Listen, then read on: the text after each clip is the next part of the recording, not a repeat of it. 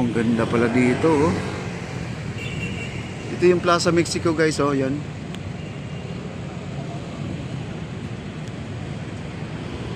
Yung mga namamasyal, mga estudyante pala dito dumadaan, guys, oh. Pag nagawa na to ating itong plaza na to, ay yung mga estudyante itong naglalakad, ay dito na po sila dadaan sa gitna. Eh sa ngayon ay sarado muna siya. Wow, ang ganda talaga, oh.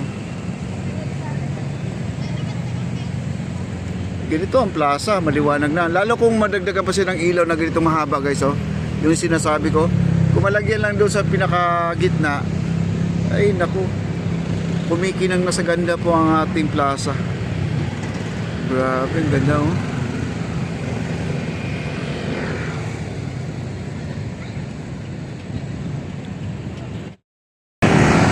Ayan, oh, grabe, may dumating, oh.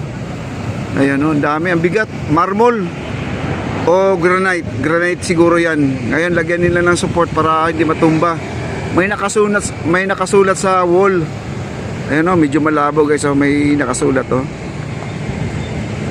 Ayan, nilalagyan po nila ng support kung ano po yung baka biglang matumba yan, mababasag yan, guys. Ayan, gawa sa granite. Granite po yan. You know, di ko akalain na makita po natin to. Ayan, oh. Doon po nila ilalagay yan. Doon sa hindi pa tapos. Kaya pala natingga yan, mga kaibigan, kasi hindi sila pwedeng gumawa na wala pa to. May nakasulat dyan sa ano na yan, granite, may nakasulat. Siguro yun ang bubuksan ni PBBM, no? At lagyan ng kurtina, baka yun. Hindi naman natin alam kung anong nakasulat dyan, no? Okay lang, kunan natin ng video, wala naman tayong nababasa, eh. Ang dami nagboto, 2, 4, 6, 8, 10, 10 katao. Yan, ganito po kaganda ang ating plaza. Ganda, oh.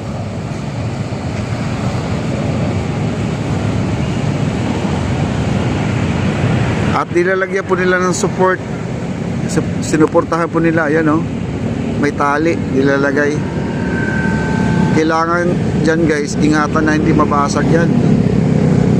Magkano kaya pinapagawa nila yan, yung pagsusulat yan, oh. Pag-i-engrave ng mga pangalan.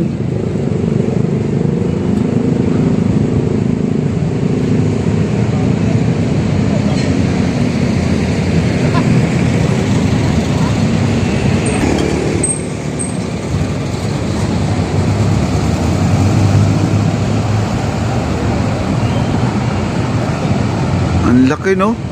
Hindi na ako pwedeng pumasok dyan, guys.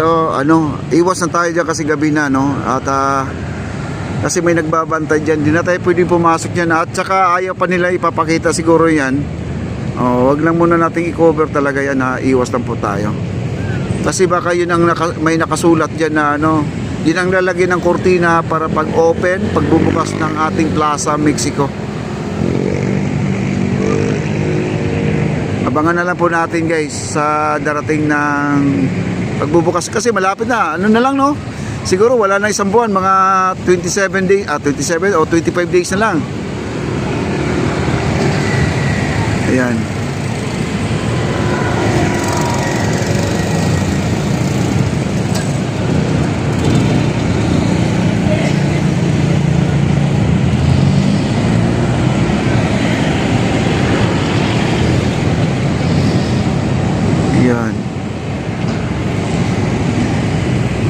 Pinapawisan sila kasi alam nyo, nanggagaling dito sa truck yung yung marker na yan. Galing dito sa truck, tapos binuhat nila dyan, papunta doon sa loob. Kaya napakahaba po ang kanilang pagbubuhat, kaya parang pawis na pawis po sila. Sobrang bigat po yung mga ganyan kasi yan, gawa sa granite o marmol. Pero granite yan kasi itim, eh. Pag marmol puti. May marble ba na itim? Mayroon mang marmol.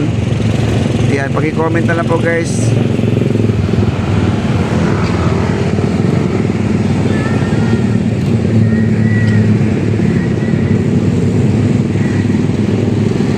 Yan, may mga jeep dumadaan dito. At saka dito, guys, maraming namamasyal dito. Yun, ang tao, dami, oh. Ayan. Daming tao, no? Ayan, dito. May kumakain pa dyan, no? Ayan, no? Sa baba, may kumakain dyan, no? Naka-styrofoam. Sana po itapon po nila sa tama po yung mga pinagkainan nila, no? Huwag naman iiwan dyan kasi madalas po ang ating tulay ay laging may basura pagdating sa umaga. Ayan, no? Yan, no? Dyan, maraming kumakain dyan. Kaya kailangan po natin ay magiging malinis po ang ating pasyalan para hindi po tayo magkakasakit. Ayan. Ang ganda-ganda, tapos gawin nilang basurahan lang, sayang naman. Ang ganda dito, oh. Ang daming tao doon, oh. Yan yung tulay na yan, oh. Punong-puno yan. Hindi lang natin makita ng gusto dahil madilim po. Marami kasi mga ilaw dito na pundido. Baka ayusin nila yan sa ano na, sa February na, yung pagbubukas ng ating Maestranza for Santiago. Isasabay na po nila palitan ng mga bulb itong ating tulay. Kasi wala na pong mga ilaw dyan. Pundido na pong ibang ilaw dyan. Diba? Medyo madilim na. Ito ay papuntang Divisoria, guys. Itong lugar na to. Ito ang mga motor na yan, papuntang Divisoria yan, ha. Ayan.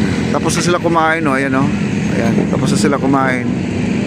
Tingnan po natin kung itatapon nila sa tama yung mga basurahan nila. Okay.